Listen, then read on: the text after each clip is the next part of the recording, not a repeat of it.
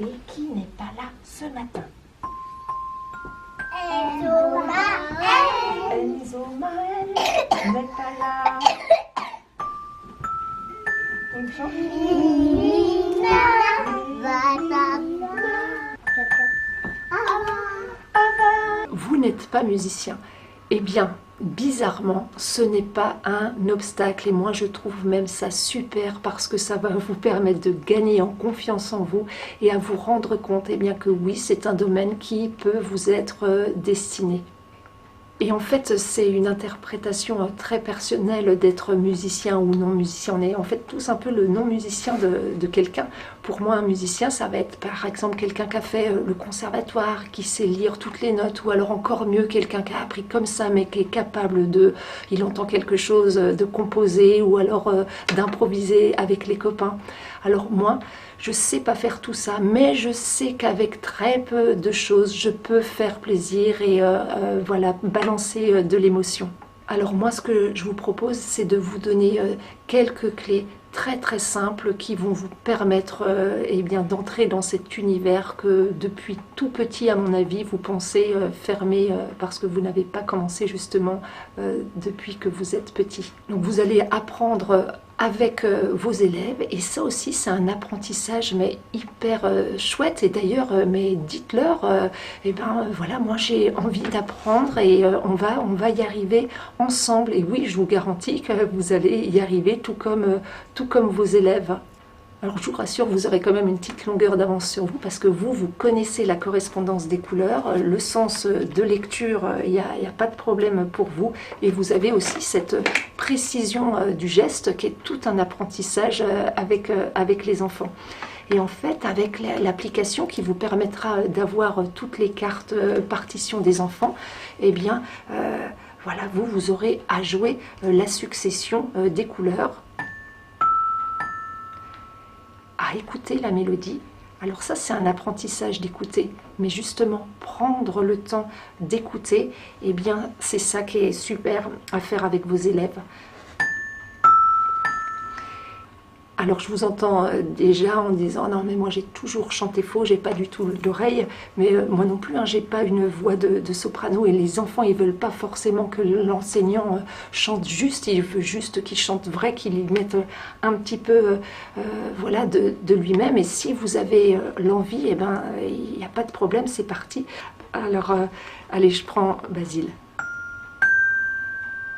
Basile.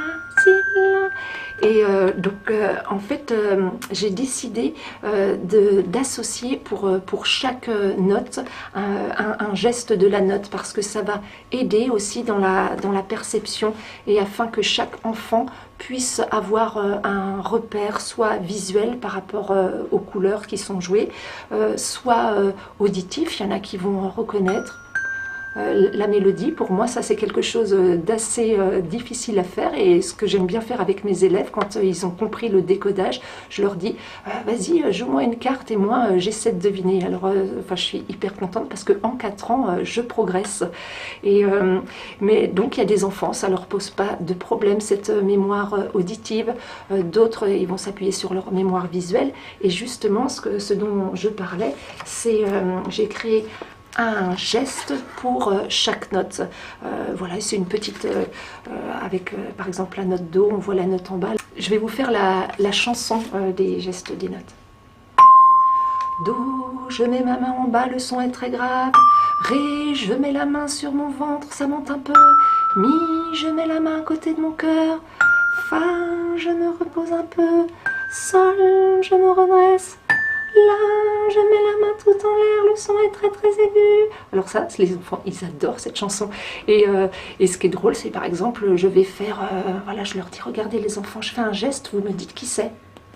Et voilà, comme par magie, ils vont chanter ah bah, parce qu'ils savent que c'est une note aiguë.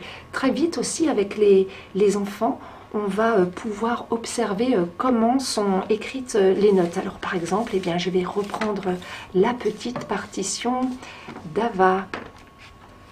Alors Ava, là, on voit que on observe avec les enfants, bah oui, les notes, elles sont accrochées. Voilà, je leur dis que c'est parce qu'elles se donnent la main pour aller vite. Donc elles vont être jouées très vite. Ava, Alors contrairement par exemple à une petite ici qui s'appelle Nour, et on voit que la note n'est pas coloriée, eh bien on va prendre le temps de la chanter. Nour, et le geste lui aussi va être long. Nour. Et donc toutes ces notions de rapidité, de durée qui sont hyper difficiles à appréhender avec des jeunes enfants, et par la musique, elle s'acquiert de façon très, très facile. Autre exemple, par exemple Mélina. Mélina. On voit une ligne mélodique qui monte, le geste montera aussi. Mélina. Quand on le joue aussi sur le métallonote, on voit que ça monte. Voilà, en fait, petit à petit, tout va faire lien. Et alors, ce qui est hyper important, je ne sais pas si vous avez fait attention, mais quand j'ai chanté, eh bien, j'ai pas chanté en simultané. Moi, je peux pas, je suis pas capable, par exemple, Lucien, là, de chanter à la bonne hauteur. Je suis toujours obligée d'abord d'écouter, et après, là, je pourrais le chanter à peu près juste. Lucien. Donc voilà, prendre le temps d'écouter avec les enfants, la base, la clé, elle est juste là.